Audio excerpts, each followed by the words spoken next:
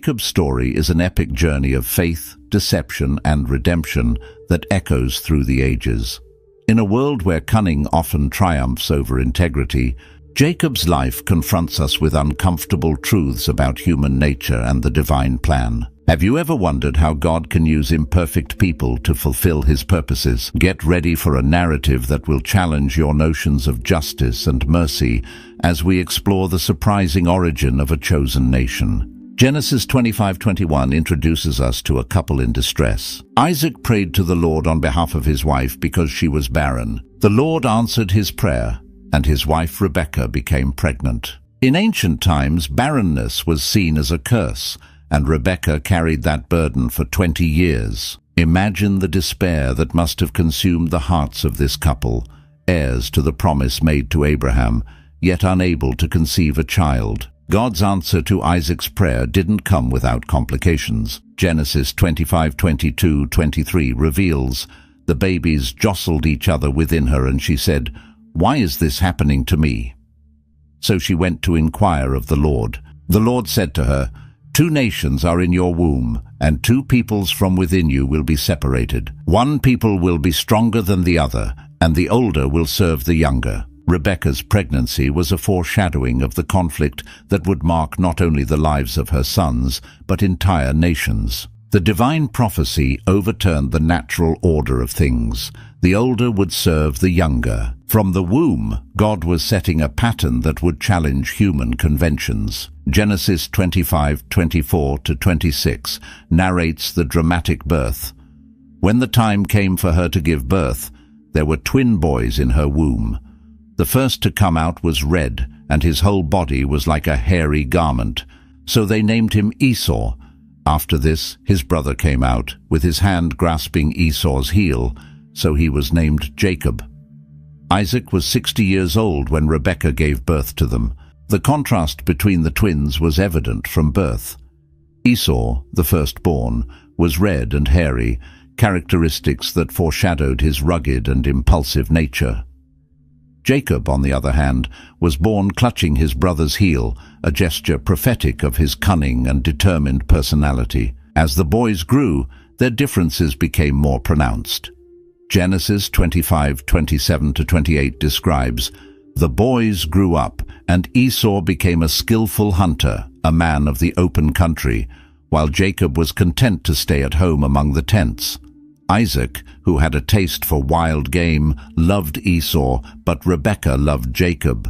Esau became a man of the field, skilled in hunting, embodying the masculine ideal of the time. In contrast, Jacob was quiet and domestic, preferring the life of the home. This division of personalities was reflected in their parents' preferences. Isaac favored Esau, while Rebekah preferred Jacob. Parental favoritism sowed the seeds of discord that would later flourish, offering a timeless lesson about the dangers of treating children unequally. The turning point in the brothers' youth came with a seemingly trivial incident that had profound consequences. Genesis 25:29-34 recounts, "Once, when Jacob was cooking some stew, Esau came in from the open country, famished. He said to Jacob, 'Quick, let me have some of that red stew. I'm famished.' That is why he was also called Edom. Jacob replied, 'First, sell me your birthright.' 'Look, I am about to die,' Esau said. 'What good is the birthright to me?' But Jacob said, 'Swear to me first.' So he swore an oath to him, selling his birthright to Jacob. Then Jacob gave Esau some bread and lentil stew. He ate and drank, and then got up and left. So Esau despised his birthright. This episode reveals much about the character of both brothers. Esau, impulsive and driven by his immediate appetites, was willing to trade his birthright, a position of great honor and responsibility in patriarchal society, for a meal. His exaggerated claim of being about to die shows his tendency toward hyperbole and instant gratification. Jacob, on the other hand, displayed calculated shrewdness. He saw an opportunity and seized it, manipulating his brother's weakness for his own gain. While his actions may seem questionable by modern standards, they reveal a sharp understanding of the value of the birthright and a willingness to do whatever it took to obtain it. The exchange of the birthright for a meal became a powerful symbol of Esau's recklessness and Jacob's opportunistic nature. The biblical text does not offer explicit moral judgment on Jacob's actions at this moment, but the subsequent narrative will show how this decision shaped the destinies of both brothers and their descendants. The implications of this act were profound. The birthright was not merely a matter of material inheritance, it carried spiritual blessings and the responsibility to lead the family. By despising his birthright, Esau demonstrated a lack of foresight and appreciation for the divine promises made to his ancestors. For Jacob, acquiring the birthright was only the first step in his journey to becoming the heir of God's promises. Though his methods were questionable, his determination to secure divine blessings would be a recurring theme in his life. This episode sets the stage for the future events in Jacob's life. His cunning and determination would lead him to great heights, but also place him in situations of conflict and danger. Jacob's story reminds us that God can use even our flaws and imperfections to fulfill his greater purposes. Genesis 27:1-4 takes us to a crucial moment in Isaac's life. When Isaac was old and almost blind, he called for his older son Esau and said, "My son." "Yes, father," he answered. Isaac said, "I am old and do not know the day of my death. Now take your weapons, your bow and your quiver, and go out to the field to hunt game for me. Prepare for me the delicious food I love, and bring it to me to eat, so that I may bless you before I die." Isaac's old age and blindness created a scene of urgency and vulnerability. Aware of his mortality, he wanted to fulfill his paternal duty to bless his firstborn before leaving this world.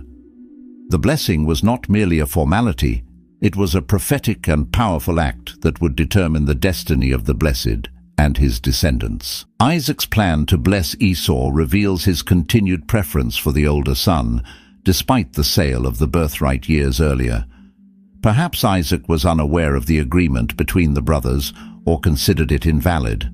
Regardless, his intention to bless Esau triggered a series of events that would forever change the course of the family's history. Genesis 27:5-10 introduces Rebekah's strategy to favor Jacob. Now Rebekah was listening when Isaac spoke to his son Esau. So when Esau went to the field to hunt for game, Rebekah said to her son Jacob, "I heard your father say to your brother Esau, 'Bring me game and prepare me the delicious food to eat, so that I may bless you in the presence of the Lord before I die.' Now, my son, listen to me as I command you. Go to the flock and bring me 2 choice young goats, so that I can prepare some delicious food for your father, the kind he loves. Then take it to your father to eat, so he may bless you before he dies." Rebekah's plan was bold and risky. She not only interfered with her husband's will, but also placed her favorite son in a dangerous position. Her actions reflect a complex mix of motives: the desire to see God's prophecy fulfilled that the older will serve the younger, her preference for Jacob, and possibly her belief that Jacob was more suited to lead the family. The preparation of the stew was just the first step. Genesis 27:11-17 details Jacob's elaborate disguise. But Jacob said to Rebekah, his mother, "But my brother Esau is a hairy man, and I am a smooth man. What if my father touches me? I would appear to be tricking him and bring down a curse on myself rather than a blessing." His mother said to him, "My son, let the curse fall on me. Just do what I say. Go and get them for me." So he went and got them and brought them to his mother, and she prepared the delicious food, the kind his father loved. Then Rebekah took the best clothes of Esau, her older son, which she had at home, and put them on her younger son Jacob. She also covered his hands and the smooth part of his neck with the goatskins. Then she handed to her son Jacob the delicious food and the bread she had made. This passage reveals Jacob's initial hesitation, not from moral principles, but from fear of being caught. Rebekah's response, taking responsibility for any curse, demonstrates her determination to see her plan realized. The elaborate disguise, using Esau's clothes and goat skins, shows how far they were willing to go to deceive Isaac. Jacob's encounter with Isaac is narrated in Genesis 27:18-29 with palpable tension. Jacob went to his father and said, "My father." "Yes, who are you, my son?" Isaac asked. Jacob said to his father, "I am Esau, your firstborn. I have done as you told me. Please sit up and eat some of my game, so that you may bless me." Isaac asked his son, "How did you find it so quickly, my son?" "The Lord your God gave me success," he replied. Then Isaac said to Jacob, "Come near so I can touch you, my son, to know whether you really are my son Esau or not." The scene is filled with suspense. Jacob repeatedly lies, even invoking God's name to lend credibility to his story. Isaac, suspicious, insists on touching his son. Genesis 27:22-23 continues, "Jacob went close to his father Isaac, who touched him and said, 'The voice is the voice of Jacob, but the hands are the hands of Esau.' He did not recognize him, for his hands were hairy like those of his brother Esau, so he blessed him." The test of touch reveals Isaac's internal conflict. His senses are at odds. Touch says it's Esau, but the voice is Jacob's. Yet, trusting his sense of touch more than his hearing, Isaac proceeds with the blessing. The blessing given to Jacob, recorded in Genesis 27:27-29, is powerful and comprehensive. He smelled the smell of his clothes and blessed him, saying, "Ah, the smell of my son is like the smell of a field that the Lord has blessed. May God give you of heaven's dew and of earth's richness, an abundance of grain and new wine. May nations serve you and peoples bow down to you. Be lord over your brothers, and may the sons of your mother bow down to you. Cursed be those who curse you, and blessed be those who bless you." This blessing, rich in imagery and promises, encompasses material prosperity, political dominion, and a special spiritual status. Ironically, the blessing includes dominion over his brothers, echoing the prophecy given before the twins were born. Esau's return and the discovery of the deception are narrated with dramatic intensity in Genesis 27:30-35. After Isaac finished blessing him, and Jacob had scarcely left his father's presence, his brother Esau came in from hunting. He too prepared some delicious food and brought it to his father. Then he said to him, "My father, sit up and eat some of my game so that you may bless me." His father Isaac asked him, "Who are you?" "I am Esau, your firstborn," he answered. Isaac trembled violently and said, "Who was it then that hunted game and brought it to me? I ate it just before you came, and I blessed him, and indeed he will be blessed." When Esau heard his father's words, he burst out with a loud and bitter cry and said to his father, "Bless me, me too, my father." But he said, "Your brother came deceitfully and took your blessing." Isaac's reaction, trembling violently, reveals the shock and horror of the discovery. His declaration, "And indeed he will be blessed," indicates his understanding that the blessing, once spoken, could not be revoked. It was a prophetic word, not merely a paternal wish. Esau's despair is palpable. Genesis 27:36-38 captures his anguish. Esau said, "Isn't he rightly named Jacob? This is the second time he has taken advantage of me. He took my birthright, and now he's taken my blessing." Then he asked, "Haven't you reserved any blessing for me?" Isaac answered Esau, "I have made him lord over you and have made all his relatives his servants, and I have sustained him with grain and new wine. So what can I possibly do for you, my son?" Esau said to his father, "Do you have only one blessing, my father? Bless me too, my father." Then Esau wept aloud. Esau's pain is deep, but it also reveals his previous lack of understanding about the value of the birthright. Only now does he fully grasp what he has lost. His plea for a blessing, any blessing, is touching. Isaac offers Esau a secondary blessing in Genesis 27:39-40. His father Isaac answered him, "Your dwelling will be away from the earth's richness, away from the dew of heaven above. You will live by the sword, and you will serve your brother. But when you grow restless, you will throw his yoke from off your neck." This blessing, in stark contrast to Jacob's, foretells a life of struggle for Esau and his descendants. However, it also includes a promise of eventual liberation from Jacob's rule. Esau's threat of revenge is immediate and serious. Genesis 27:41 reports, Esau held a grudge against Jacob because of the blessing his father had given him. He said to himself, "The days of mourning for my father are near, then I will kill my brother Jacob." This plan for murder reveals the depth of Esau's anger and the imminent danger to Jacob. The situation demands swift action. Genesis 27:42-45 outlines Rebekah's plan for Jacob's escape. When Rebekah was told what her older son Esau had said, she sent for her younger son Jacob and said to him, "Esau is planning to kill you. Now then, my son, do what I say.